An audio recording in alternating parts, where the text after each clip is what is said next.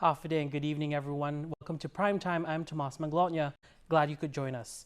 The Interscholastic Sports Association, or ISA League, under the Guam Department of Education, is currently reviewing its policies on whether to allow a transgender female athlete to compete in high school girls rugby.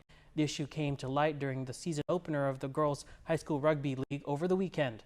KOAM's Isaiah Uggan reports. Guam Department of Education Deputy Superintendent of Operations Erica Cruz says they are looking into concerns that were raised as a result of this past weekend's girls' high school rugby matches. As we reported, Teads High Rugby head coach Conrad Kerber called for a ban on transgender girls playing in the league after 3 members of his team were injured. Although the Guam Rugby Football Union runs the league, they follow the policy set forth by the Interscholastic Sports Association. We're currently in the process of working with our legal counsel and our management team to further assess and research the situation of transgender,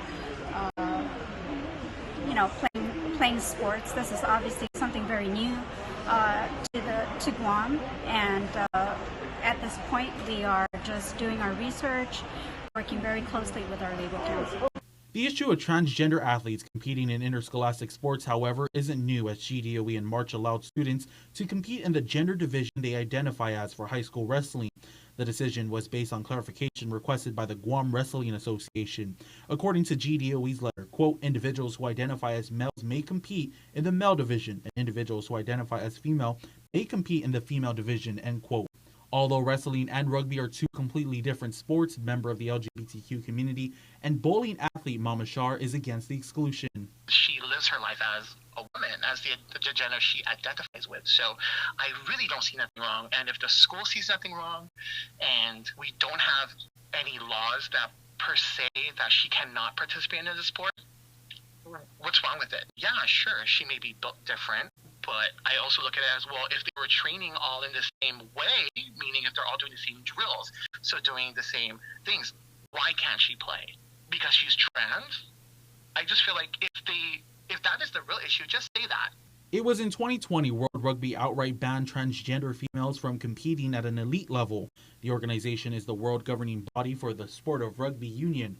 According to their policy, quote, transgender women may not currently play women's rugby because of the size, force, and power-producing advantages conferred by testosterone during puberty and adolescence, and the resultant player welfare risks serious injuries, end quote. But unlike World Rugby, U.S. Rugby does allow for the participation of transgender females to compete, but they must meet certain testosterone levels.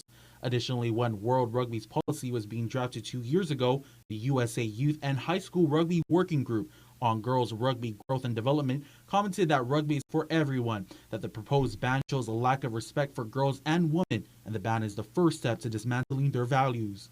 KUAM News has requested from GDOE's official policy related to gender identity to participate in high school rugby, but you're still waiting for a response.